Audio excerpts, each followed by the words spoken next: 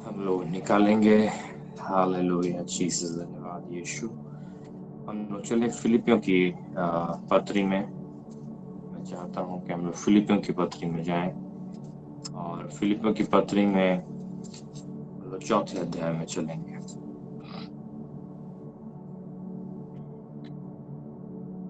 पौलुस के द्वारा लिखी गई ये पत्री है।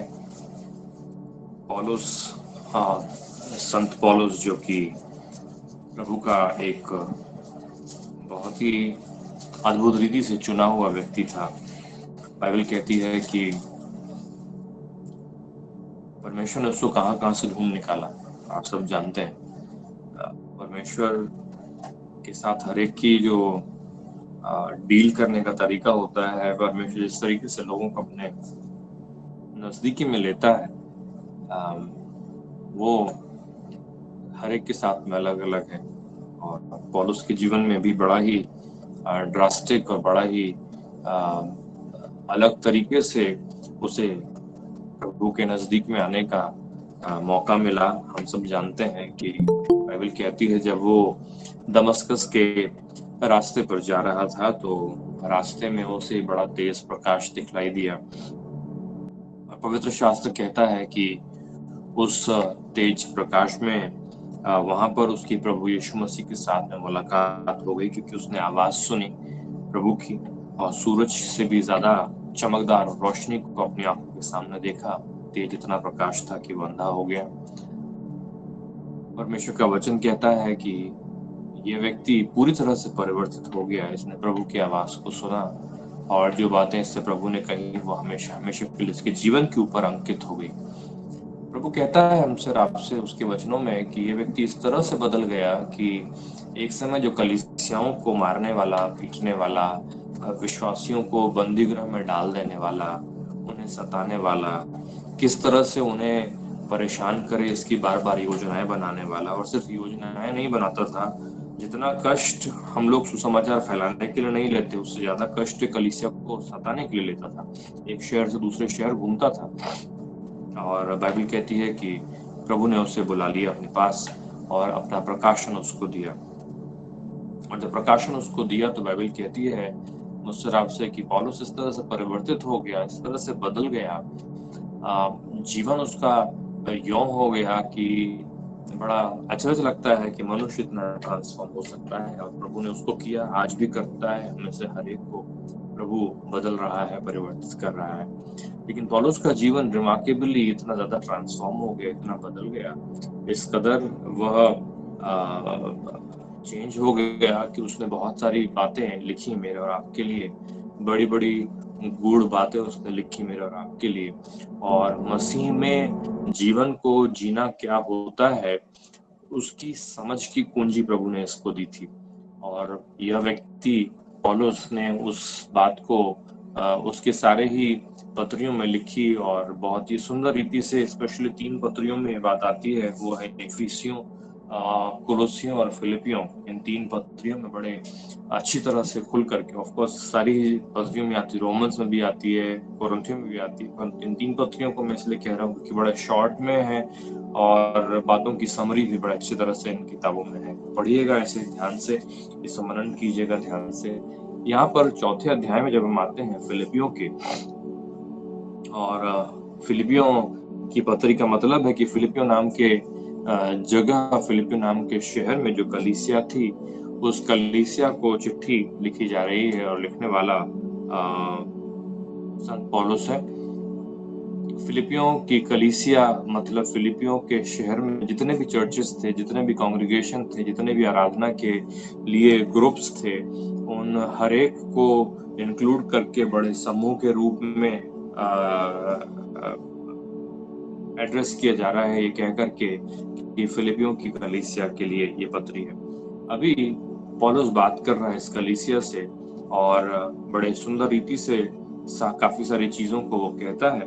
यहाँ पर आपको पढ़ने के लिए मिलेगा। वो शुरू करता है प्रभु में सदा आनंदित रहो, 4:4 फिलिपी का राजपत्र, फिलिपी की पत्री 4 अध्याय 4 वचन। प्रभु में सदा आनंदित रहो। मैं फिर कहता हूँ आनंदित रहो। तुम्हारी कोमलता सब मनुष्यों पर प्रकट हो, प्रभु निकट है। किसी भी बात की चिंता मत करो, परंतु हर एक बात में तुम्हारे निवेदन, प्रार्थना और विनती के द्वारा धन्यवाद के साथ परमेश्वर के सन्मुख उपस्थित किए जाएं। तब परमेश्वर की शांति जो समझ से परे है, तुम्हारे हृदय और तुम्हारे विचारों को मसीह यीशु में सुरक्षित रखेगी। इसलिए हे भाइयों, जो जो बातें सत्य हैं, जो जो बातें आदरणीय हैं, जो जो बातें उचित हैं, और जो जो बातें पवित्र हैं, और जो जो बातें सुहावनी हैं, और जो जो बातें मन भावनी हैं, और जो भी सद्गुण और प्रशंसा की बातें हैं, उन पर ध्यान लगाया करो। जो बातें तुमने मुझसे सीखी और ग्रहण की और सुनी और मुझ में देखी, उन्हीं का पालन किया करो। तब परमेश्वर जो शांति का सोता है तुम्हारे साथ रहेगा। Praise the Lord। प्रभु का धन्यवाद हो इस वचन के लिए। परमेश्वर का धन्यवाद हो ऐसे लोगों के लिए भी जिनके जीवन इस तरह से परिवर्तित हो जाते हैं जैसे कि पौलुस का हुआ। परमेश्वर का धन्यवाद हो। मालूम है, फिलिपियों की पत्री के विषय में खासियत यह है कि एक छोटी सी जगह थी, और छोटी सी जगह जहाँ पर एक्चुअली जिसका जिक्र 16वें अध्याय में आता है, फिर तो किताब के उसे पढ़िएगा आप। बाइबल कहती है लीदिया नाम की एक महिला पौलुस को और कुछ उसके साथियों को मिली। वो वस्त्रों में जो वस्त्र में रंग लगाया जाता है ना, डाई करने वाला, उसका काम उसका था, और वो उसको मिली, और वह जो थी वो इंस्ट्रूमेंटल बनी। वो एक ऐसी महिला बनी जिसके द्वारा पूरी की पूरी कलीसिया की स्थापना होने पाई, और अद्भुत रीति से परमेश्वर ने वहां पर काम किया। हमारा परमेश्वर जानता है कि कैसे लोगों को बदलना है, कैसे उनको अपने नजदीकी में लेना है, कैसे उनका उपयोग करना है। Praise the Lord. लेकिन जो बातें मैं यहाँ पर आपसे कह रहा हूँ इस समय, उस पर ध्यान दीजिए, मन लगाइए। मैं पढ़ता हूँ यहाँ पर इसी में मराठी में पढ़ रहा हूँ। जो वर्ड्स लास्ट हमने पढ़ा उससे मैं पहले पढ़ रहा हूँ। और वो बात है पौलुस के मुंह से निकली हुई बड़ी अच्छी चीज। वो कहता है, माझ्यापासून जे तुम्ही शिकलात, जे स्वीकारलेत व माझे जे ऐकलेत, पाहिलेत, ते आचरत राहा, म्हणजे शांतीदाता देव तुमचे बरोबर राहील। परमेश्वर के नाम पर आपने विश्वास किया, आप में से हर एक ने, और जब प्रभु के नाम पर आपने विश्वास किया, उसे कहते हैं प्रभु के वचन के अनुसार में कि आपने नए सिरे से जन्म को पाया, आप नए सिरे से उत्पन्न किए गए। और जब आप नए सिरे से उत्पन्न किए गए तो एक नई सृष्टि आप बन गए, और वो नई सृष्टि जो है वो एक टाइम का काम है कि आपने एक बार नए सिरे से आप उत्पन्न हो गए। आप बार बार उत्पन्न नहीं होते। एक बार आप शरीर के अनुसार उत्पन्न हुए और एक बार आप आत्मा के अनुसार उत्पन्न हुए। प्रभु का वचन मुझसे और आपसे कहता है कि जो शरीर से उत्पन्न हुआ वो शरीर है, जो आत्मा से उत्पन्न हुआ वो आत्मा है। तो आप शरीर के अनुसार एक बार उत्पन्न हुए, वो एक टाइम का काम था। आप शरीर के बाद में एक बार प्रभु के द्वारा ठहराए गए नियम और समय के अनुसार दोबारा उत्पन्न हुए, लेकिन इस बार अब आप आत्मा के द्वारा उत्पन्न हुए। और बाइबल कहती है कि वो भी एक बार का है। जो मैं आपसे कह रहा हूँ वो ये कि मनुष्य दो बार जन्म नहीं पाता। इसीलिए बाइबल कंफ्यूज हो गया कि कैसे संभव है मेरे लिए कि मैं क्या दोबारा माँ के गर्भ में घुस करके पैदा हो सकता हूँ। क्योंकि सब लोग जानते हैं कि जन्म एक बार होता है। शरीर का जन्म जो है वो भी एक बार होता है, आत्मा का जन्म जो है वह भी एक बार होता है। अगर ऐसे मिलाने जाएंगे तो एक बार शरीर से, एक बार आत्मा से आप जन्म पाए, लेकिन दो बार ऐसा हो गया। लेकिन मैं उसके बारे में नहीं कह रहा हूँ। मैं कह रहा हूँ कि एक बार आप उत्पन्न हुए आत्मा के अनुसार, आपने प्रभु को अपना उद्धारकर्ता करके ग्रहण किया, आप अपने जीवन का मालिक करके उसको ग्रहण किया, आपने उसे हाँ कह करके स्वीकारा, और वह एक टाइम की चीज है, एक बार की चीज है। और उसके लिए परमेश्वर का धन्यवाद हो कि आप सब और मैं भी, हम सभी ने जन्म पाया और उत्पन्न हो गए। लेकिन उसके बाद में क्या?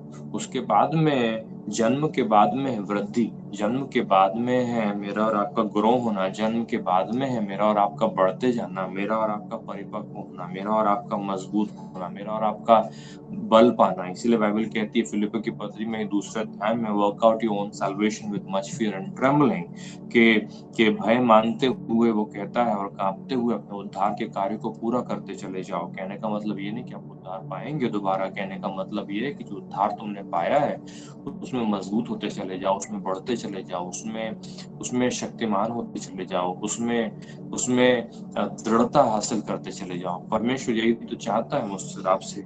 हमने सबने एक बार प्रभु के नाम पर विश्वास किया, हमने पश्चाताप किया, हमने उसे हाँ कहा और कहा कि हे प्रभु तू मेरे जीवन में आ जा, कि हे मसीह यीशु तू मेरे जीवन में आ और अब मेरे जीवन में तू वास कर। और उसके लिए हमारे खुदा का धन्यवाद हो कि उसने हमारे जीवन में आकर के अपनी उपस्थिति को स्थापित किया।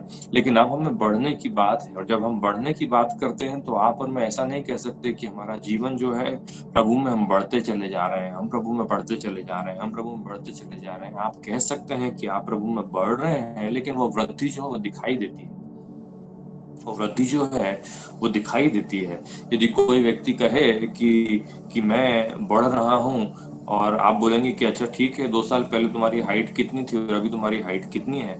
यदि आप कहें कि उस समय में भी मैं 6 फुट का था, अभी मैं 6 फुट का हूँ, तो आप नहीं कह सकते कि आपकी हाइट बढ़ रही है।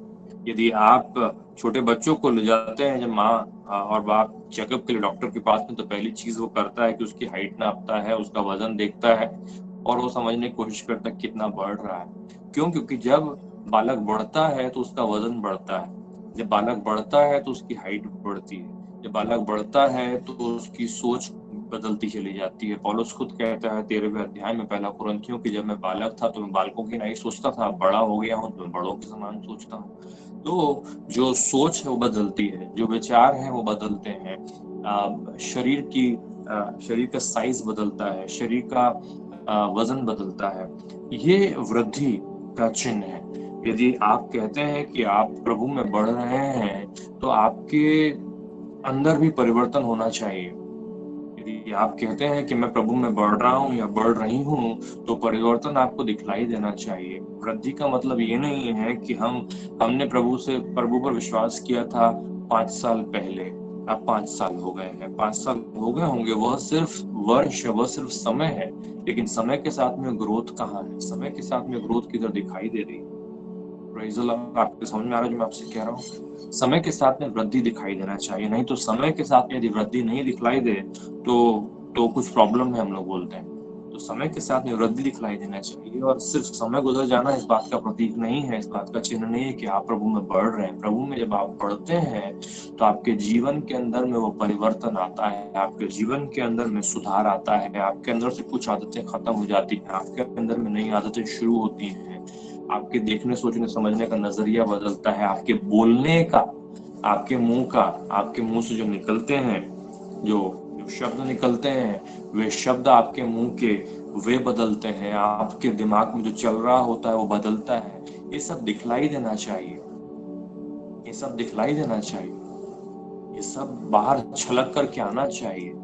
यदि आपकी वृद्धि हो रही है तो हमारे जीवन के आचरण में, हमारे जीवन की जीने के तरीके में, हमारे मुंह के शब्दों में, हमारे रहने और बिहेवियर के ढंग में, इन सब में वह वृद्धि दिखलाई देगी।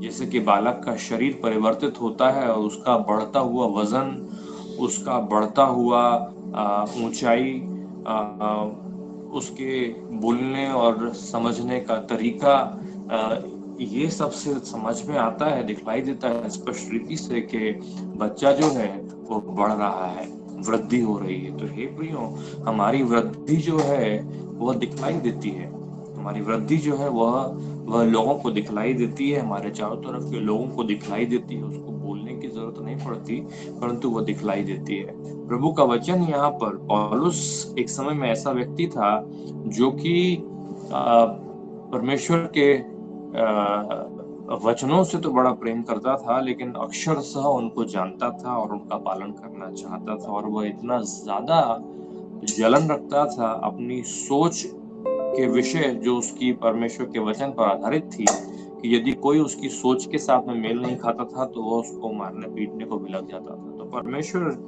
का ये जन जो एक समय ऐसा जीवन जीता था लेकिन अब परिवर्तित हो गया है, वो अपने जीवन में आई हुई वृद्धि के विषय बात कर रहा है। वो उसके जीवन में जो परिवर्तन आया है, जो उसने अपने जीवन में प्रभु पर विश्वास करने के बाद में वृद्धि या ग्रोथ को पाया है उसके आत्मिक जीवन में, उसके विषय में बात कर रहा है।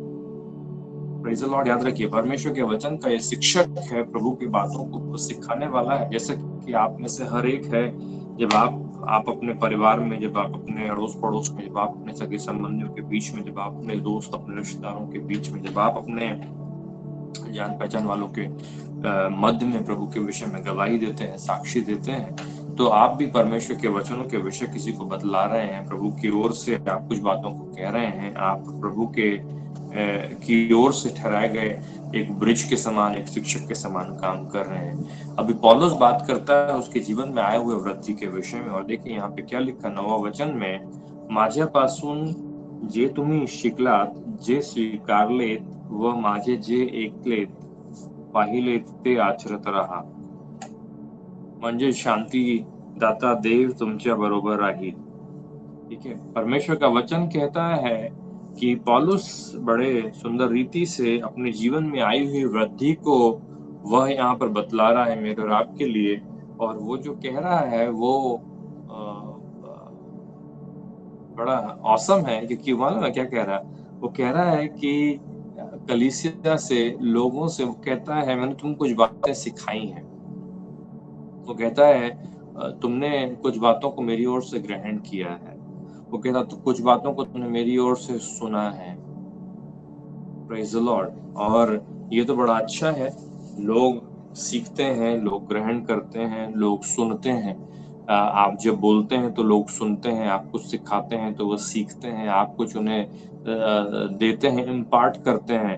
अंग्रेजी में शब्द है, आप जब कुछ चीज़ों को इम्पार्ट करते हैं तो वे उसे ग्रहण करते हैं, जब आप देते हैं तो वे उसे ग्रहण करने पाते हैं, लेते हैं। तो उसके लिए परमेश्वर का धन्यवाद हो।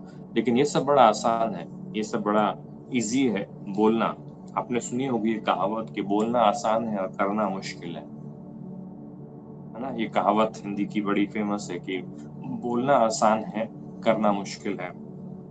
परमेश्वर का वचन मुझसे और आपसे यहाँ पे कहता है, पौलुस बोला उन्हें, उसने कहा कि जो बातें तुमने मुझसे सीखी हैं और जो ग्रहण की हैं और जो सुनी हैं, वहाँ तक तो ठीक है, लेकिन उसमें आगे उसने ऐड किया, और जो मुझ में देखी हैं, जो मुझ में देखी हैं। पौलुस के जीवन में आत्मिक वृद्धि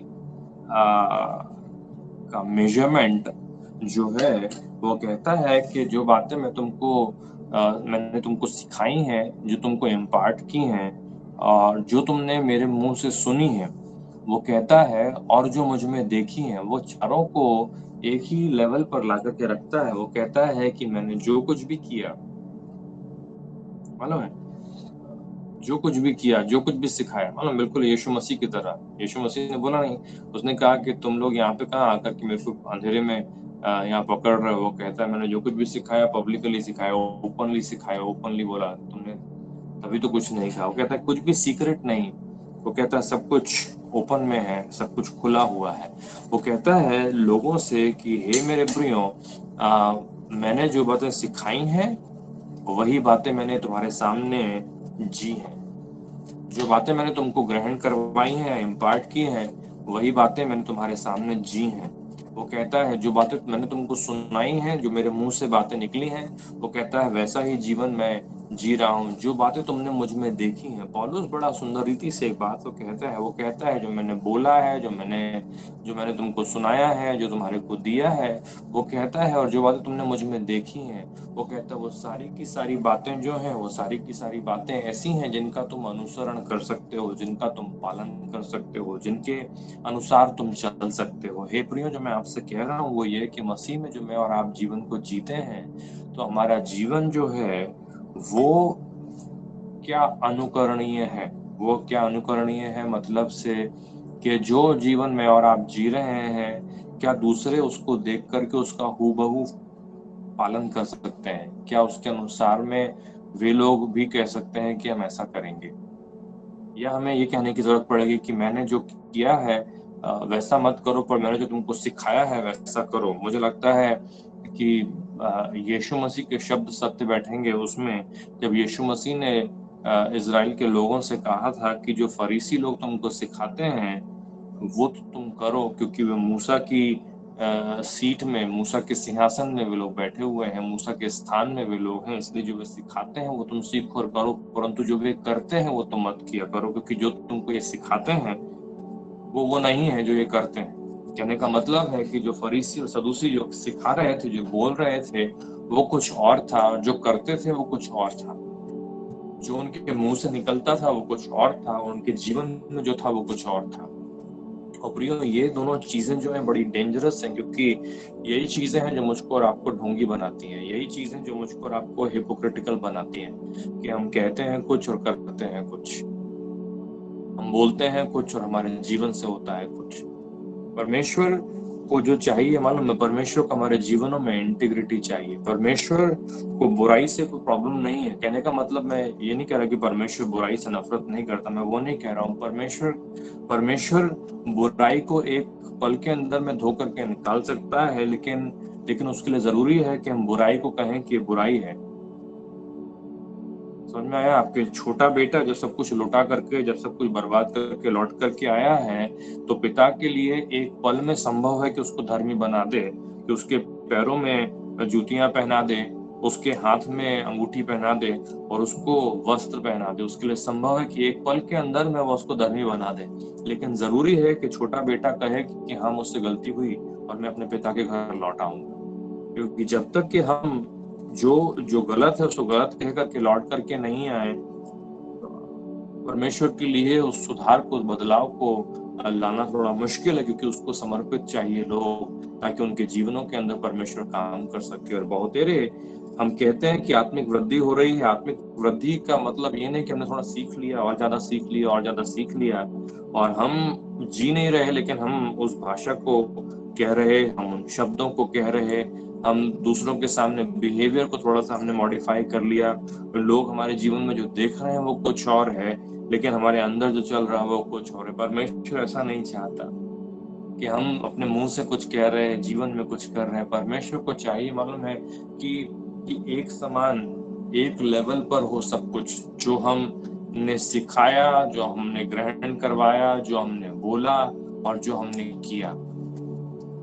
तो मैं यहाँ पे जो 9th वर्स में लिखा हुआ पौलुस कहता है, वो कहता है कि मेरे जीवन में तुम कहीं भी देख लो, वो कहता है, तुम वही पाओगे जो मैंने तुमको अपने मुंह से सिखाया है। वो कहता है, जब कमरे में कोई नहीं है और मैं अकेला बैठा हुआ हूँ और क्या कर रहा हूँ, तुम आकर के देख लो, वो वही होगा जो मैं स्टेज पर खड़े होकर के वो कह रहा तुमको सिखा रहा था। समझ में आया जो मैं आपसे कह रहा हूँ? परमेश्वर को दोगुलापन नहीं चाहिए। दोगुलापन का नाम है ढोंगीपन। परमेश्वर को चाहिए जो है, वो चाहिए कि परमेश्वर चाहता है कि मनुष्य मालूम है उसके अंदर में इंटीग्रिटी हो रही है। मेरे प्रियो, मैं आपको कहना चाहता हूँ कि प्रभु के सामने इंटीग्रिटी रखिए, परमेश्वर के सामने एक मन रहिए, परमेश्वर के सामने जो आपका व्यवहार, जो आपका आचरण, आपके जीवन का सब कुछ मालूम है, वो बिल्कुल वैसा हो जैसा कि आपके भीतर है वो बाहर हो, जो बाहर है वो भीतर हो। Praise the Lord। और परमेश्वर ऐसे ऐसे जीवनों को लेता है, उनको ट्रांसफॉर्म कर देता है। ट्रांसफॉर्म जब करता है तो आप खुद देख सकते हैं कि ये व्यक्ति 7वें अध्याय में प्रेरितों की किताब के मर्डरर है, कातिल है। स्टीफन को पत्थर वहा करके मरवा डालने में इसका मेन हाथ है। और उसके बाद में ये दमस्कस जा रहा है। 9वें 10वें अध्याय में आप पढ़ते हैं और वहां पर आपको मालूम पड़ता है कि परमेश्वर ने इसे अपना बना लिया हमेशा हमेशा के लिए। जो मैं आपसे कह रहा हूँ हे प्रियो, कि आपके भीतर से जब वो बाहर आता है, जब आपके भीतर का जो चल रहा है और वो बाहर जो है वो जब एक होता है, तो परमेश्वर को कोई प्रॉब्लम नहीं है। जहाँ पे दोनों के बीच में अंतर होता है, जहाँ पे दोगुलापन होता है, वो परमेश्वर को नहीं भाता, वो परमेश्वर को नहीं अच्छा लगता। Praise the Lord. समझे मैं क्या आपसे कह रहा हूँ? तो इसलिए हे प्रियो, देखिए आपकी आत्मिक उन्नति जो है, आपकी स्पिरिचुअल ग्रोथ जो है, वो नज़र आएगी आपके आपके सिर्फ़ मुँह के शब्दों में नहीं, लेकिन आपके जीवन में वो दिखलाई देगी। आपके सिखाने में नहीं कि अब मैंने बाइबल का ये किताब को अच्छे से पढ़ लिया है, पॉइंट्स बना लिए हैं, नोट्स बना लिए हैं और अब मैं उसके बारे में सिखा सकता हूँ या सिखा सकती हूँ, वो काम में नहीं आएगा। लेकिन आप जो जी रहे हैं, वो काम में आएगा। आप उसको अपने जीवन में अमल ला रहे हैं क्या, वो काम में आएगा। पौलुस के समान आश्वासन होना चाहिए। पौलुस के समान हमारे मनों के अंदर मालूम है एक स्टेबिलिटी और एक फेथ होना चाहिए, जिसके साथ में हम कह सकें कि मैंने जो तुमको बतलाया है, जो तुमको सुनाया है, जो तुमको ग्रहण करवाया है, या तुमने जो कुछ मेरे जीवन में देखा है, वो कहता है जो कुछ भी है, कहता है उसको फॉलो करने लगो, उसको कॉपी करने लगो, उसका अनुसरण करने लगो।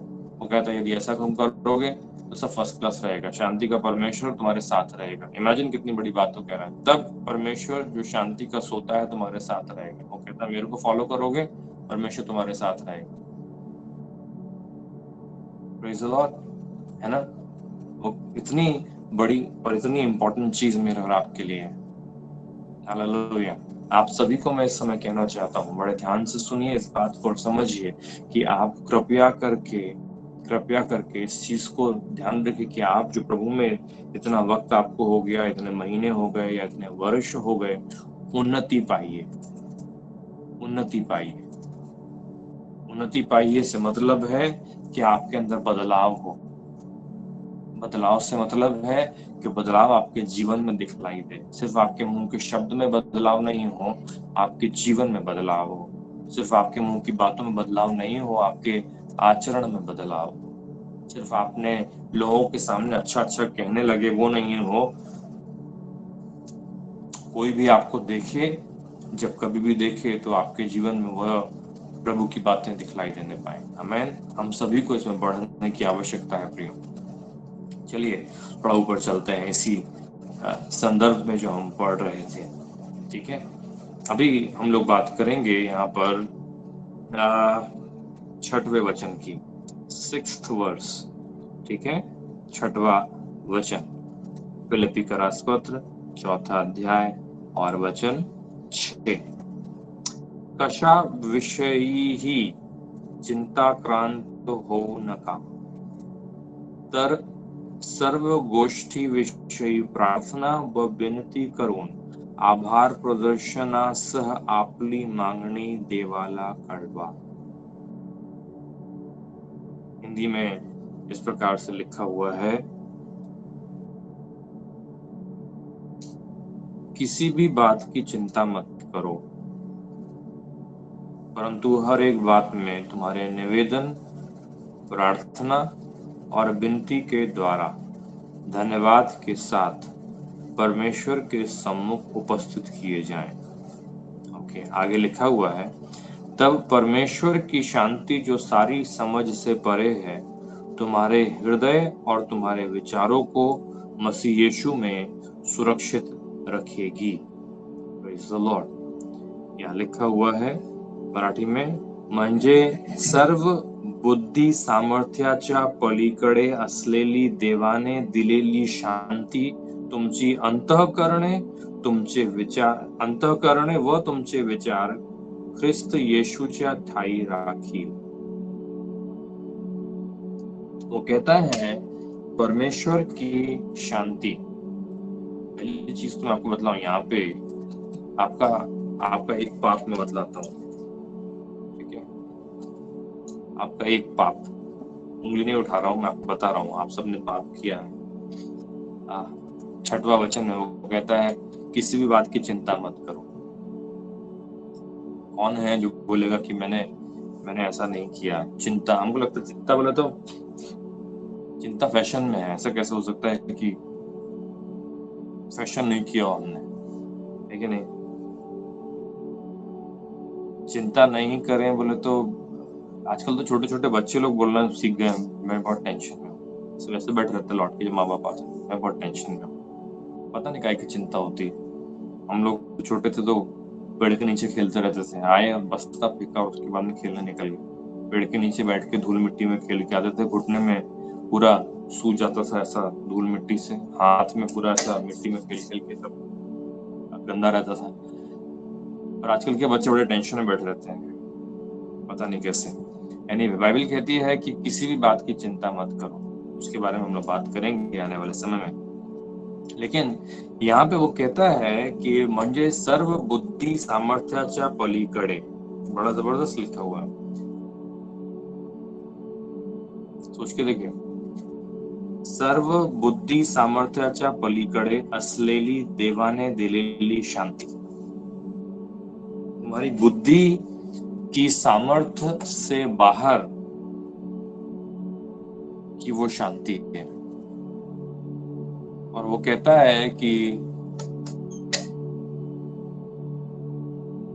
तुमचे अंतःकरणे व तुमचे विचार ख्रिस्त येशूच्या ठाई राखील।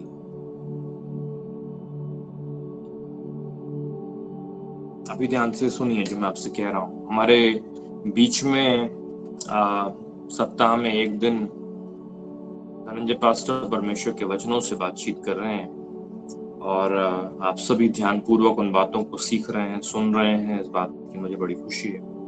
बढ़ते चले जाइए, सीखते चले जाइए। और विशेष करके हमारे भाई जो हैं वो आत्मिक युद्ध के बारे में आपसे बात कर रहे हैं, आत्मिक युद्ध के विषय में सिखा रहे हैं, आत्मिक हथियारों के विषय में बतला रहे हैं, जीवन के बारे में बात कर रहे हैं, शत्रु किस तरह से आक्रमण करता है उसके बारे में वहां से बतला रहे हैं, हथियार को धारण करना, हथियारों का उपयोग करना, वो सब चीजों को हम बड़े अच्छे से सीख रहे हैं। काफी गहराई में हम लोग वहां पर देख रहे हैं, सीख रहे हैं, जान रहे हैं। बढ़ते जाइए।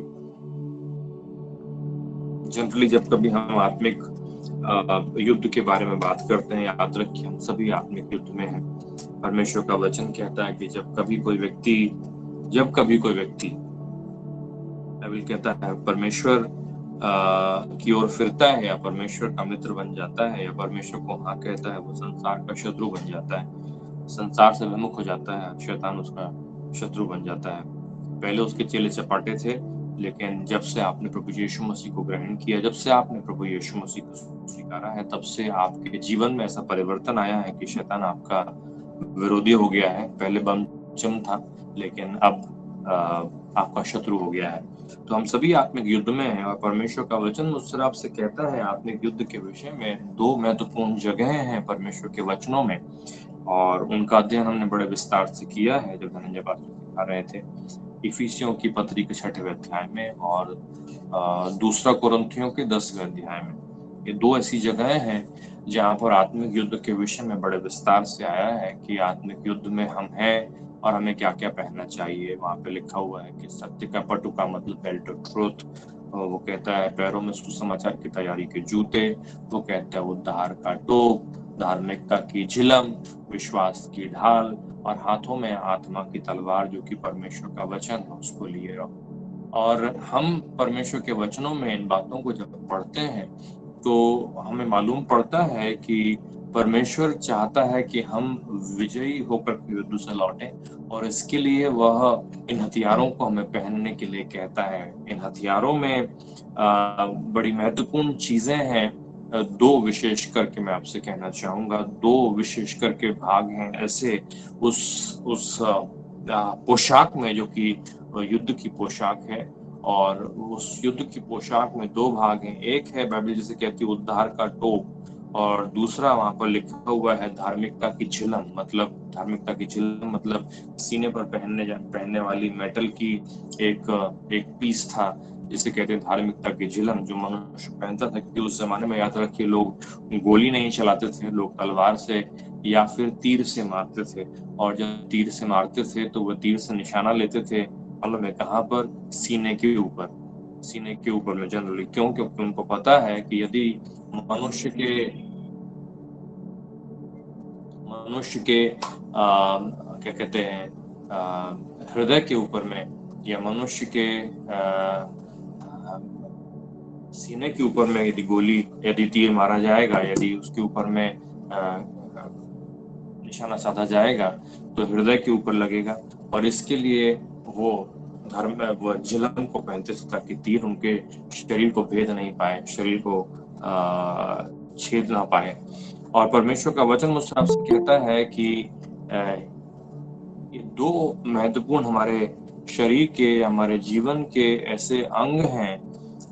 एक है हमारा हमारा दिमाग, हमारा ब्रेन, हमारा सर, जहाँ पर विचार चलते हैं, और ये एक महत्वपूर्ण हमारे जीवन का हिस्सा है। और दूसरा जीवन का महत्वपूर्ण हिस्सा है आपका हृदय, जहाँ पर आपके जीवन का केंद्र बिंदु है आपका हृदय और आपका ब्रेन। आप जानते हैं कि दो जो चीजें हैं, ये ऐसी चीजें हैं जो आपके जीवन के लिए अत्यंत आवश्यक अंग हैं, क्योंकि मनुष्य हो सकता है उसका एक हाथ न हो, लेकिन वह जीवन को जी सकता है। आप सब लोग जानते हैं इस चीज को। लेकिन यदि मनुष्य का ब्रेन आधा काम न करे तो संभव नहीं कि मनुष्य जी सके, या किसी मनुष्य का हृदय आधा काम न करे, असंभव। कल ही मैं बात कर रहा था मेरे पिता से, और मेरे नेटिव प्लेस में एक बहुत ही फेमस व्यक्ति थे, बहुत ही इन्फ्लुएंशियल, बहुत ही पावरफुल पॉलिटिशियन, और अभी कुछ दिन पहले अचानक से वो कहीं पर जा रहे थे, हार्ट फेल हो गया, वहीं पे गिर के खत्म हो गए। और क्या हुआ, हार्ट काम करना बंद कर दिया। क्यों मालूम है आपको मैं कह रहा हूँ ये? क्योंकि आपका हृदय और आपका दिमाग, या आपका ब्रेन, या आपका माइंड, यदि मैं आपसे कहूँ तो ये जो दो चीजें हैं, ये आपके इस शारीरिक जीवन के ऐसे अंग हैं जो एक पल के लिए भी आप अफोर्ड नहीं कर सकते कि बंद हो जाए। आप में से जो लोग नहीं जानते हैं, आपके समझ के लिए मैं बतलाऊं कि इवन जब आप सो जाते हैं तो भले ही आपके शरीर के विभिन्न अंग बंद पड़े रहें, लेकिन आपका हृदय काम करना बंद नहीं करता और आपका ब्रेन काम करना बंद नहीं करता। आपका शरीर भले ही ना हिलता हो, क्योंकि ये दोनों अंगों में से यदि एक भी कभी बंद हो जाए तो मनुष्य के मरने में देर नहीं लगती, मनुष्य खत्म हो जाता है। थोड़ी देर में हार्ट अटैक आया, मनुष्य खत्म। ब्रेन हेमरेज हो गया या कुछ हो गया, मनुष्य के जीवन की लीला समाप्त होने में देर नहीं लगती। लेकिन परमेश्वर का वचन मुझको आपको बतलाता है कि दोनों अंग न सिर्फ शारीरिक जीवन के लिए आवश्यक है, लेकिन हमारे आत्मिक जीवन के लिए भी। एक बार मैंने आपको सिखाया था दो शब्दों के विषय में, कि जो मूल भाषा में दो शब्द आए हैं जीवन के लिए। एक आया है शारीरिक जीवन के लिए, जो शारीरिक जीवन के लिए शब्द उपयोग में लाया गया है वो है बायोस, मूल भाषा में, यूनानी भाषा में। कहने का मतलब है आपका शारीरिक जीवन जो है उसको कहते हैं बायोस शब्द में, जहाँ से बायोलॉजी शब्द आया है, बायोस। और दूसरा शब्द जो है वो उपयोग में हम लोग संसार के लोग इसे उपयोग में लाते हैं, वो है जोए, और वह है आत्मिक जीवन। परमेश्वर के वचनों में मुझसे आपसे कहा गया है कि हमारे पास में न सिर्फ भौतिक जीवन है, बल्कि हमारे पास आत्मिक जीवन भी है। और वह आत्मिक जीवन जो है वो शारीरिक जीवन से ज्यादा आवश्यक है। मैंने आपसे कहा था बड़े विस्तार से, उस दिन मैंने आपको सिखाया था उस विषय में। तो आपका जो आत्मिक जीवन है, उस आत्मिक जीवन के अंदर भी ये दो अंग जो हैं आपके, ये बहुत इंपॉर्टेंट है, बहुत क्रूशियल है। क्रूशियल मतलब कि एक है आपका ब्रेन, आपका है दिमाग, आपका है मन, और दूसरा है आपका हृदय, जो है आपका माइंड एंड आपका हार्ट। ज्यादा हिंदी में क्या शब्द है? माइंड, दिमाग, बाइबल में क्या, मन क्या नहीं, मन यूज किया गया था। आपका माइंड, और दूसरा है कि आपका हृदय और आपका दिमाग। ये दो जो चीजें हैं, एक जहाँ पर आपका दिमाग, जहाँ पे आपके विचार चलते हैं, जो आपका विचारों का केंद्र बिंदु है, दूसरा जो आपकी भावनाओं का केंद्र बिंदु है। इन दोनों अंगों को इवन आपके आत्मिक जीवन के लिए भी इतना क्रूशियल है कि जब आत्मिक युद्ध की हम बात करते हैं परमेश्वर के वचनों में, तो परमेश्वर ने आपके सोच विचार के केंद्र बिंदु, आपके दिमाग को प्रोटेक्टेड रखने के लिए कहा है कि उद्धार का टोप, हेलमेट ऑफ सैल्वेशन, उद्धार का टोप धारण कर लो। इफिसियों की पत्री की 6वें अध्याय में लिखा, वो उद्धार का टोप। और टोप मतलब टोपी नहीं, उद्धार का टोप मतलब उस जमाने में वो लोग जो पहनते थे, वो मेटल का पीस था जो यहाँ तक ऐसे आता था, ऐसा, और पूरा सर पर से कवर करता था। उसे कहते थे उद्धार का टोप। मतलब जो आपके मस्तिष्क को, आपके विचारों को बिल्कुल सुरक्षित रखे। और दूसरा जो था वो था धार्मिकता की झिलम। वो कहता है, कहने का मतलब है कि जिससे आपने सीने पर पहना है, जिसके पीछे आपका हृदय सुरक्षित रहेगा। परमेश्वर का वचन मुझको आपको कहता है कि दोनों ही अंग, आपके सोच विचार का केंद्र बिंदु और आपका हृदय, आपका हार्ट, आपके आत्मिक जीवन में भी अत्यंत ही आवश्यकता के अंग हैं, जिनको आप कभी भी एक पल के लिए भी इग्नोर नहीं कर सकते। शत्रु लगातार आक्रमण करता है, शत्रु लगातार आपके खिलाफ में आने की कोशिश करता है। और हे प्रियो, मैं और आप सभी के सभी जो यीशु मसीह के नाम पर विश्वास करते हैं, बाइबल कहती है मुझसे आपसे कि हम मसीह की सेना में शामिल हैं। और आप और मैं, हम सभी लोग, हमारा युद्ध मांस और लहू से नहीं है। कोई मनुष्य आपका शत्रु नहीं है। कोई भी व्यक्ति आपके आसपास जो है, बाइबल कहती है कि वो आपका मित्र है, वो आपका पड़ोसी है और आपने उससे प्रेम रखना चाहिए। लेकिन बाइबल कहती है आपका शत्रु, वो कहता है अंधकार की ताकतें हैं। आपका शत्रु, बाइबल कहती है कि वे चीजें हैं जिनको आप अपनी आंखों से देख नहीं सकते। मतलब परमेश्वर कहता है कि वो सब चीजें आपकी शत्रु है। तो आप जिस आत्मिक युद्ध में हैं, वो युद्ध जो है उसमें आपके दोनों अंग, आपकी सोच विचार का केंद्र बिंदु, आपकी थॉट लाइफ, आपके विचारों का जीवन, और दूसरा आपका हृदय, आपके जीवन का जो मेन एरिया है, मतलब ये दोनों चीजें जो हैं बहुत ही क्रिटिकल और बहुत ही इंपॉर्टेंट है।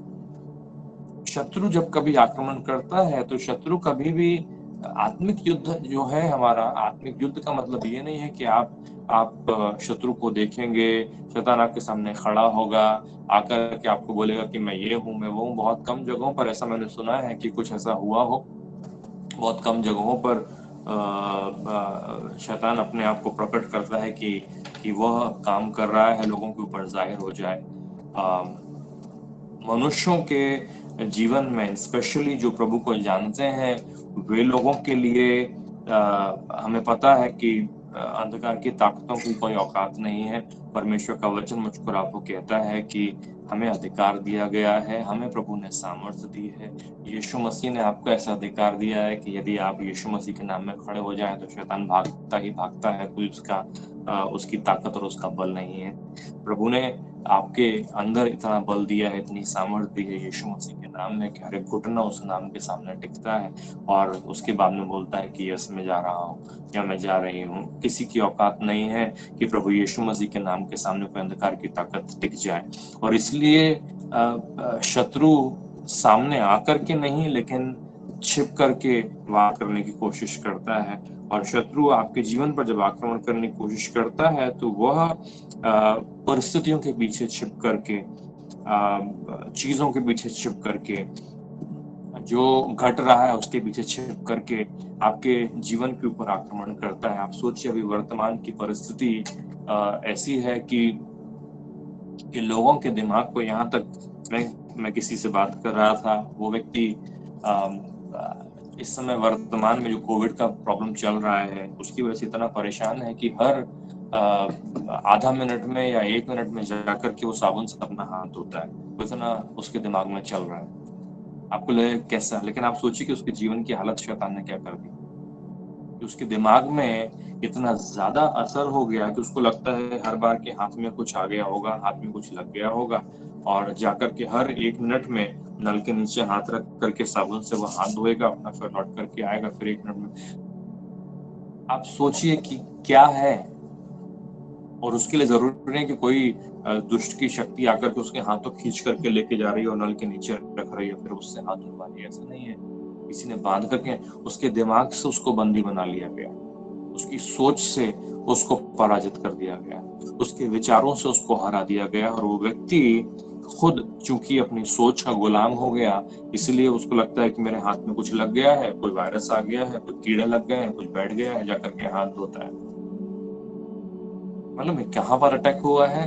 अटैक हुआ है यहाँ पर, सोच पर, विचारों पर, जो दिमाग में चल रहे हैं थॉट्स, एक के बाद एक, एक के बाद एक, एक के बाद एक, उसके बारे में हम बात कर रहे हैं। इसीलिए बाइबल मुझसे आपसे कहती है, जो 10वें अध्याय में लिखा हुआ है, चलिए उसे पढ़ेंगे हम लोग। कुरिन्थी का 2 पत्र 10वां अध्याय।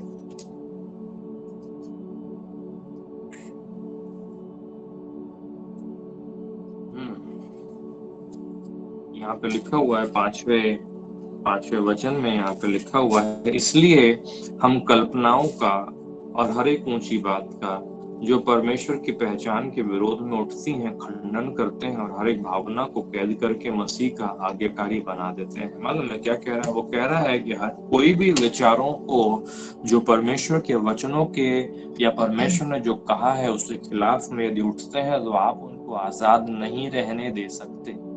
ऐसी हर सोच, ऐसे हर विचार जो परमेश्वर के वचन के साथ में मेल नहीं खाते हैं, उन्हें आप अपने दिल के अंदर, अपने दिमाग के अंदर, अपने जीवन के अंदर में आजाद घूमने की इजाजत नहीं दे सकते। नहीं तो एक समय ऐसा आएगा कि आपको वो गुलाम बना लेंगे। याद रखिए इस चीज को। आपके विचारों को परमेश्वर के वचन के कैद में रहना चाहिए। यदि आपके विचार खुले हैं तो वो आपको कैद कर लेंगे। कहाँ होता है मालूम है आपको? इधर आपके दिमाग में, आपके विचारों के अंदर में। विचार में ऐसा लगता है कि ऐसा है, ऐसा लगता है कि वैसा है, ऐसा लगता है, मुझे ऐसा सोच आती है कि ऐसा है। मैं आपको बतलाऊं, आपकी सोच को आपको पूरी तरह से नियंत्रित और कैद में रखने की आवश्यकता है। परमेश्वर के वचनों के खिलाफ उन्हें मत उठने दीजिए। कोई कल्पना, कोई ऊंची बात, कोई भी चीज परमेश्वर के वचन के खिलाफ उठने ना पाए, ज्यादा बड़ी ना होने पाए। यदि होती है तो उसको लीजिए और परमेश्वर के वचनों की आज्ञाकारिता की कैद में ले आइए। Praise the Lord. आपके समझ में आ रहा है जो मैं आपसे कह रहा हूँ? आपके जीवन के दो महत्वपूर्ण हिस्से हैं। एक है मालूम है क्या?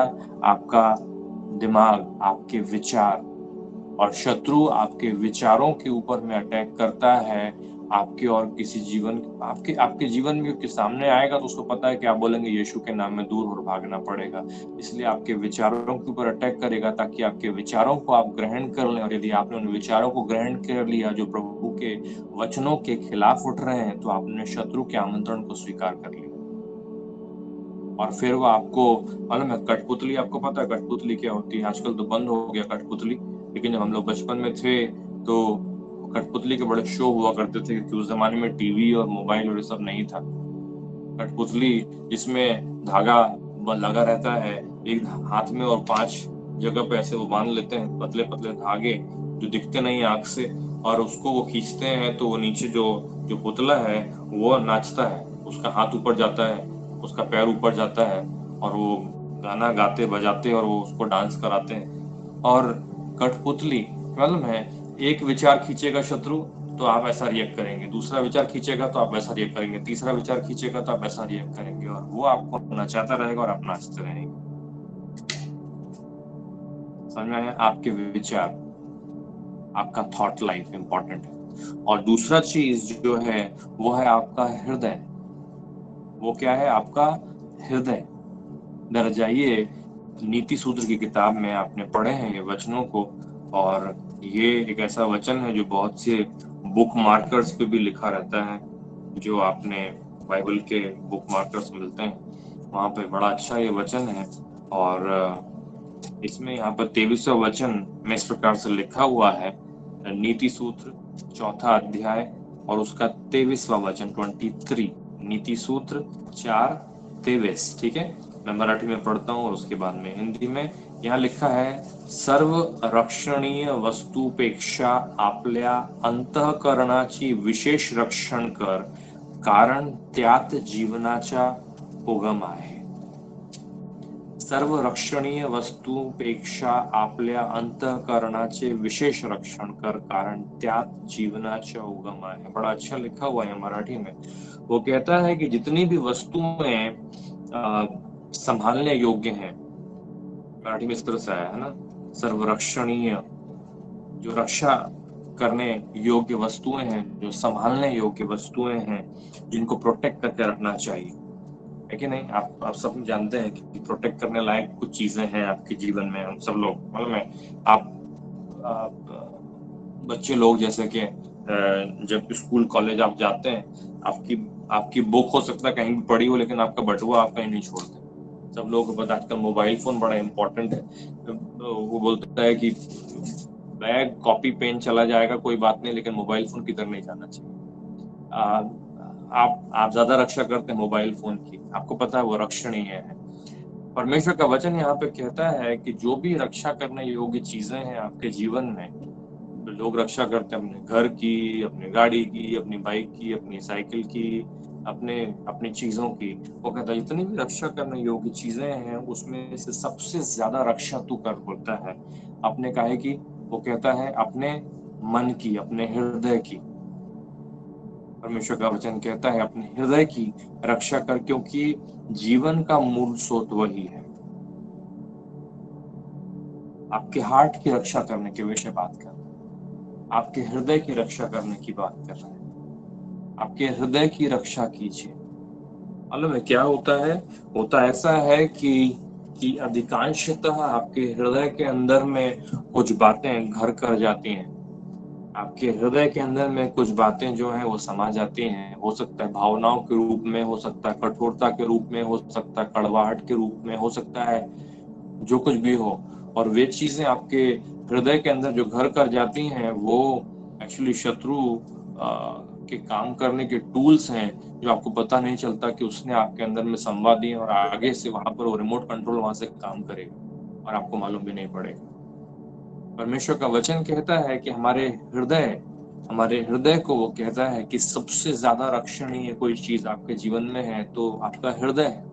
और मैं लोगों को मैं देख रहा हूँ कि टीवी के ऊपर में ऐड आता है, बोलते हैं राइस ब्रान ऑयल खाना, तो राइस ब्रान ऑयल खाते हैं। मालूम क्यों? क्योंकि हृदय के लिए अच्छा है। वो बोलते हैं सफोला खाने का, सफोला ऑयल क्यों? क्योंकि हृदय के लिए अच्छा है, कोलेस्ट्रॉल कम करता है, ये करता है। लोग मालूम स्विच करते हैं यहाँ से, मालूम क्यों? हृदय संभालने का है। आजकल बाबा बहुत हार्ट अटैक होता है, बहुत हार्ट फेल होता है। हृदय की लोग रक्षा करते हैं, शरीर वाले हृदय की। और मसीही लोग आत्मिक हृदय की रक्षा करना भूल जाते हैं, आत्मिक हृदय को संभालना भूल जाते हैं। परमेश्वर का वचन कहता है यहाँ पे कि सबसे ज्यादा बुद्धिमान आदमी यदि सुलेमान था, जो कि परमेश्वर के मुंह की खुद की गवाही है कि सबसे ज्यादा पृथ्वी पर बुद्धिमान, तुझसे ज्यादा बुद्धिमान कोई और नहीं होगा। परमेश्वर ने जब सुलेमान से कहा था तो सबसे बुद्धिमान आदमी कुछ बात जब ऐसी कर रहा है तो बुद्धिमानी की बात होगी ना। वो कहता है कि सबसे ज्यादा अपने हृदय की रक्षा कर।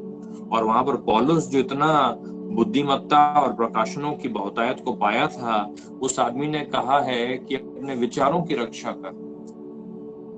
आपके आत्मिक युद्ध में आपके आपके हृदय के ऊपर और आपके विचारों के ऊपर में लगातार शत्रु निशाना साधता है। और प्रभु का वचन मुझसे आपसे कहता है कि उसकी रक्षा कर, उसको संभाल, उसकी रक्षा कर, उसको संभाल, उसकी रक्षा कर, उसको संभाल। प्रभु ने मुझको और आपको बार बार कहा है उसके वचनों में। अभी हाल ही हम देख रहे थे इतनी सारी जगहों से।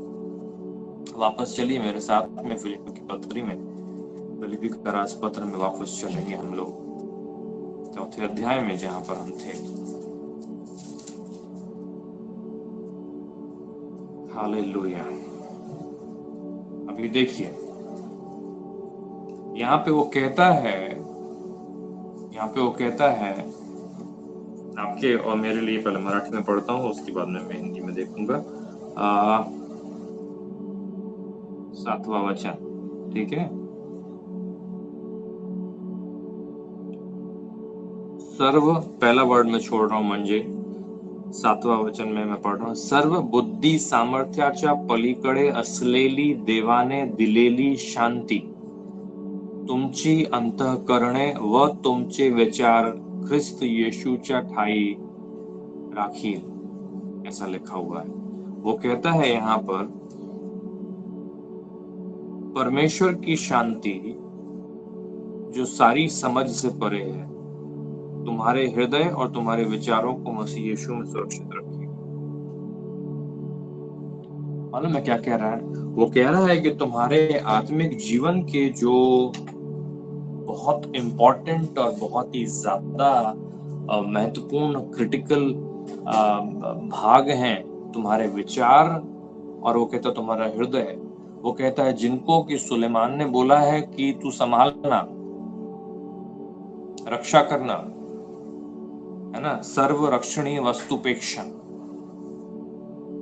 जिसके विषय पौलुस ने कहा कि अपने विचारों की रक्षा करना और उनको लेकर के मसीह यीशु के वचनों की आज्ञाकारिता की कैद में ले आना।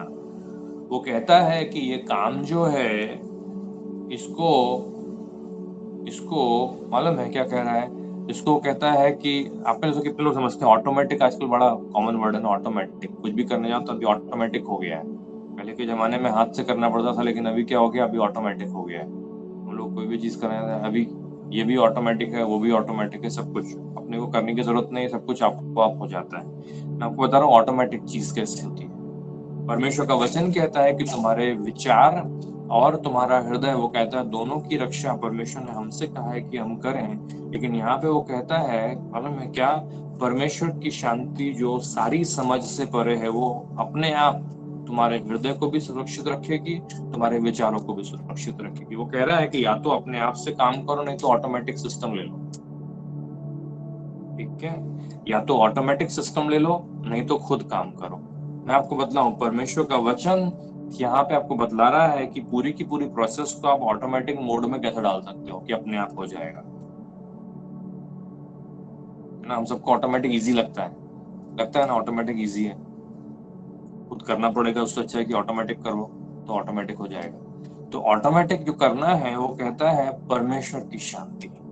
परमेश्वर की शांति, शालोम जो शब्द उपयोग में लाया गया है, परमेश्वर की शांति जो मनुष्य की समझ से, समझ की शक्ति से बाहर की बात है, वो कहता है उस शांति को यदि आप अपने जीवन में सिर्फ मेंटेन करने लगे, यदि आप सिर्फ उस शांति को अपने जीवन में बनाए रखें, यदि आप उस शांति को सिर्फ अपने जीवन में संभाल करके रखें, तो वो कहता है अपने आप तुम्हारे हृदय की रक्षा हो जाएगी, अपने आप तुम्हारे विचारों की रक्षा हो जाएगी। अब किसको ऐसा नहीं चाहिए?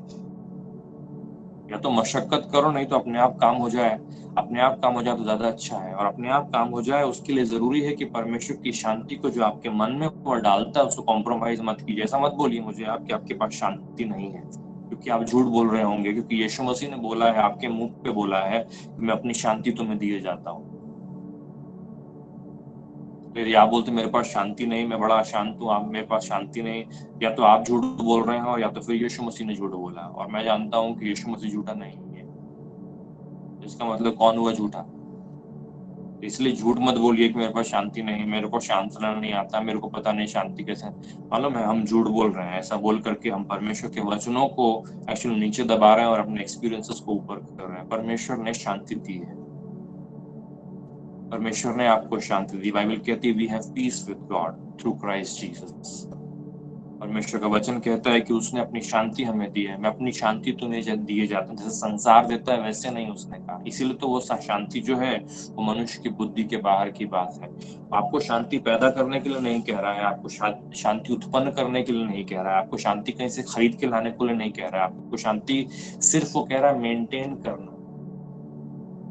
ठीक है, आपको वो कह रहा है सिर्फ शांति को क्या करना है, बनाए रखना अपने जीवन में।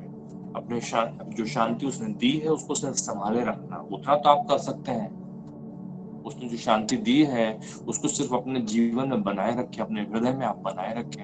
याद रखिए आपके जीवन की जो शांति है, हे प्रियो, वो किसी भी जगह पर यदि आपको कॉम्प्रोमाइज करना पड़े, मैं आपको बतलाऊं वो चीज उस योग्य नहीं। बाइबल कहती है कोलोसी की पत्री में 3rd चैप्टर 1st वर्स है ना, वो कहता है कि let the peace of God rule in your heart. वो कहता है परमेश्वर का वचन, देखिए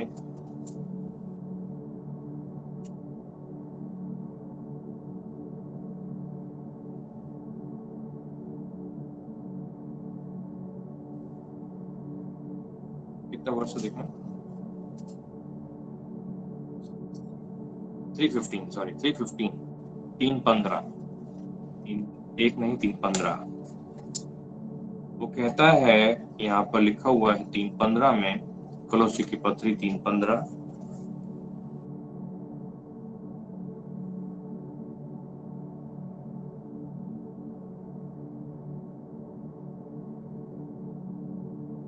ख्रिस्ताची शांती तुमच्या अंतःकरणांत राज्य करो। ख्रिस्ताची शांति तुमच्या अंतःकरणांत राज्य करो। वो कहता है परमेश्वर की शांति, यीशु मसीह की शांति तुम्हारे हृदय के अंदर में, वो कहता है राज्य करे। ये बात कह रहा है। Praise the Lord. परमेश्वर की शांति को अपने जीवन में आप को यदि कॉम्प्रोमाइज करना पड़े, छोड़ना पड़े, त्यागना पड़े, तो मैं आपको बतलाऊं उसमें से कोई भी चीज उस योग्य नहीं कि आपको वो पाना पड़े शांति को खो करके। याद रखिए, परमेश्वर की शांति को यदि आपने खोया है तो आपने बहुत बड़ी चीज को अपने जीवन में गंवा दिया। परमेश्वर ने आपको कोई बड़ा काम करने के लिए नहीं कहा है। परमेश्वर ने सिर्फ आपसे ये कहा है कि उसकी शांति को यदि आप बनाए रखेंगे तो आपका विचार भी सुरक्षित रहेंगे, आपका हृदय भी सुरक्षित रहेगा। कहने का मतलब है आपका आत्मिक जीवन सुरक्षित रहेगा। Praise the Lord. मैंने आपको पिछले बार जब बाइबल स्टडी ले रहा था, आपको सिखा रहा था धन के विषय में, संपत्ति के विषय में, और उसके पहले इवन हेल्थ के विषय में, तो परमेश्वर का वचन कहता है, मालूम है कि आनंद जो है क्या करता है, हमारे शरीर को हष्ट पुष्ट बनाता है। आपके अंदर में वह शांति रहनी चाहिए, आपके अंदर में वो परमेश्वर की पीस को आपने सिर्फ मेंटेन करना है प्रिय। आप सिर्फ इतना कह रहा हूँ, सिर्फ उस शांति को बनाए रखिए, चलने दीजिए उस शांति को, शांति में बने रहिए। और यदि आप सिर्फ इतना करेंगे तो आपके विचार यहाँ वहां नहीं भागेंगे और न ही आपका हृदय यहाँ वहां कहीं जाएगा, और आप परमेश्वर में पूरी तरह से आनंदित रहेंगे, अच्छे से रहेंगे। न तो आपके विचारों के ऊपर में शत्रु का अटैक कभी सक्सेसफुल होने पाएगा, और न ही आपके हृदय के ऊपर में शत्रु का कोई अटैक कभी सक्सेसफुल होने पाएगा। आप पूरी टाइम, हर समय, हर क्षण, हर पल एक विजयी जीवन को जीने पाएंगे जब आपके अंदर में वो शांति रहेगी। मालूम है, जो लोग अशांत हो जाते हैं, मालूम है, बार बार मौके उनके जीवन में मिलते हैं कि उनको शांत होना पड़े। आप में से कितने लोग जानते हैं जो लोग इजीली डिस्टर्ब हो जाते हैं, उनकी शांति में शत्रु बार बार उनको, मालूम है, वहीं पे अटैक करता है और उनकी शांति को भंग करता है। लेकिन यदि आप सिर्फ अपने मन में कि हाँ प्रभु मेरे साथ में है करके, और उस बात में आश्वासन में रह सके, अपनी शांति को यदि आप सिर्फ आप वेल रूटेड रख सकें, तो मालूम है आपके जीवन के ऊपर में शत्रु कभी भी सफल नहीं हो पाएगा। कभी भी आपके जीवन के ऊपर में आक्रमण करने में उसे सफलता नहीं मिलेगी। आप हमेशा विजयी जीवन को जी पाए। Praise the Lord. याद रखिए, भूलिए मत इस चीज को।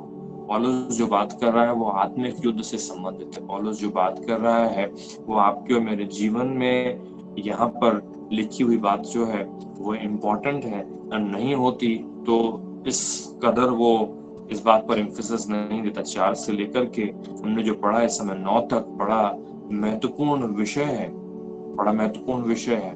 और यहाँ पे वो कहता है कि हे प्रियो, तुम्हारे हृदय और तुम्हारे विचारों को यदि तुम सुरक्षित रखना चाहते हो तो परमेश्वर की शांति को बनाए रखो। Praise the Lord. और शांति आपके पास है, शांति आपको दी गई है, शांति आपके भीतर है, आपके मन के अंदर में। क्यों? क्योंकि प्रभु ने आपको दी। Praise the Lord. इसलिए जब कभी भी कोई चीज करने में, जब कभी कहीं जाने में, जब कभी किसी संगति में, जब कभी किसी बात को पढ़ने में, जब किसी के बात को किसी प्रोग्राम को देखने में, जब कभी किसी जीवन की परिस्थिति में जाने में, जब कभी भी आपको लगता है कि वो शांति भंग हो रही है, तो कृपया उस दिशा में न जाएं। Praise the Lord. क्योंकि याद रखिए, आत्मिक युद्ध है, और आत्मिक युद्ध में आपके हृदय और आपके विचारों को प्रोटेक्ट रखना आवश्यक है, और उसके लिए जरूरी है कि सिर्फ शांति को मेंटेन करें, अपने आप ही सब काम हो जाएगा। Amen. Praise the Lord. Hallelujah. क्योंकि ये जो है, ये जो कुंजी के समान है, चाबी के समान है, जो आपको आपके विजय में लेकर के चलता है। जब आप शांति में रहना जानते हैं परमेश्वर की, आपको बतलाऊं, लोग अचरज करेंगे, लोग आश्चर्य करेंगे, बोलेंगे अरे यार ये कैसा है, ये व्यक्ति कैसा है। मालूम है, तब आपके मुंह से प्रभु के विषय में गवाही निकलेगी, तब आपके मुंह से प्रभु के विषय में ये शब्द निकलेंगे, प्रभु ने मुझे ऐसा रखा है, प्रभु ने मुझे। और मालूम है, वे लोग अचरज से पूछेंगे कि अरे ऐसा कैसे हो सकता है, अनुभव में ये कैसे आ सकता है, और आप प्रभु के बारे में उनसे कह सकेंगे और वे लोग उसे ग्रहण करने पाएंगे। आमेन। Praise the Lord. तो याद रखिए, ये बहुत अच्छा गाना है, पुरानी हिम में, परमेश्वर की शांति नदी जैसी है। हम लोगों ने कभी गाया नहीं, मुझे लगता नहीं कि हमारे पास शब्द होगा भी नहीं, बहुत पुराना हिम है ये। लेकिन परमेश्वर की शांति, मालूम है, आपके विचारों को, आपके हृदय को बस यीशु में सुरक्षित रखेगी। प्रियों, उस शांति को बनाए रखिए, प्रभु में बढ़ते चले जाइए, अपनी आत्मिक वृद्धि को दिखाते चले जाइए, और प्रभु के नाम की महिमा होवे, और हम सभी के जीवनों में बल मिले, ताकि आपके जीवन में चाहे किसी भी समय, किसी भी परिस्थिति, किसी भी बात में आप क्यों न रहेंगे, आप एक विजयी एटीट्यूड के साथ में रहने पाएंगे और शत्रु पराजित है और पराजित ही रहेगा, आपके पैरों के नीचे है, आपके पैरों के नीचे ही रहेगा। प्रेज द लॉर्ड, हालेलुया, आमेन। परमेश्वर अपने वचनों पर आशीष देवे, हम सबकी सहायता करे और उसमें बढ़ने के लिए हमारी अगुवाई करे। Thank you Lord Jesus.